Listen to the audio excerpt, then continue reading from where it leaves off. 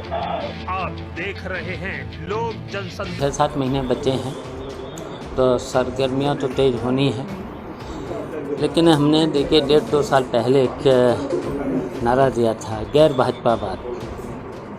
सब विपक्ष इकट्ठा हो भारतीय जनता पार्टी को हटाने के लिए।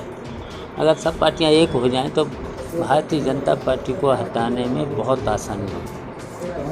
समर्पण निधि को लेकर एक राम भक्तों ने एक खजाने खोल दिए और उसके बाद जमीन विवाद सामने आया और एक के बाद एक लगातार उसमें आयोजन। प्रगतिशील समाजवादी पार्टी के राष्ट्रीय अध्यक्ष शिवपाल सिंह यादव अयोध्या पहुंचे। अयोध्या पहुंचकर उन्होंने हनुमान गुफा मंदिर में संतों से मुलाकात की और संत समाज का आशीर्वाद दिया। शिवपाल सिंह यादव ने आम आदमी पार्टी और समाजवादी पार्टी की तरफ से ट्रस्ट और भारतीय जनता पार्टी के ऊपर ज़मीन विवाद मामले पर लगाए जा रहे आरोपों पर अपनी प्रतिक्रिया देते हुए कहा कि चुनाव नज़दीक हैं, 6 महीने बाद चुनाव है तो सरगर्मियां तेज़ होनी है।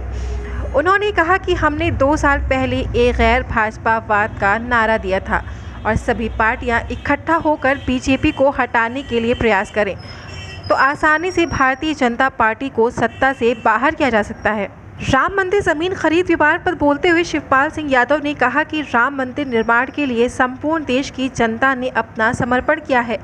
एक एक पाई का हिसाब होना चाहिए। इस पूरे मामले की निष्पक्ष संस्था के जरिए जांच की जानी चाहिए। बीजेपी पर हमलावर होते हुए उन्होंने कहा कि सत्ताधारी दल ने नोटबंदी के दौरान बहुत पैसे एकत्रित किए हैं, उनके पास पैसे की कोई कमी नहीं है।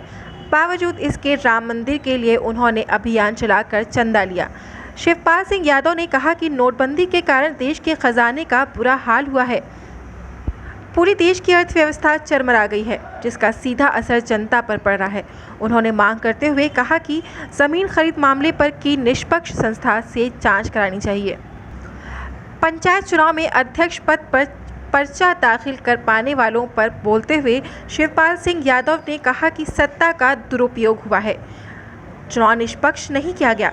इटावा में सपा को प्रगतिशील समाजवादी पार्टी ने अपना समर्थन दिया था, जिसका कारण रहा कि बीजेपी को इटावा में केवल 1 सीट मिली है। समाजवादी पार्टी की तरफ से जिला अध्यक्षों पर हुई कार्रवाई को बोलते हुए उन्होंने कहा कि ये शीर्ष नेतृत्व का कमजोर पक्ष है। कभी हमारी पार्टी को बीजेपी की बी टीम बनाने वाले ये देखें कि अब बी टीम के दौर पर कौन काम कर रहा है। अयोध्या के विजन डॉक्यूमेंट को लेकर शिवपाल सिंह यादव ने कहा कि अभी तक प्रधानमंत्री और मुख्यमंत्री ने कोई भी वादा पूरा नहीं किया है, केवल झूठा वादा करते रहे हैं।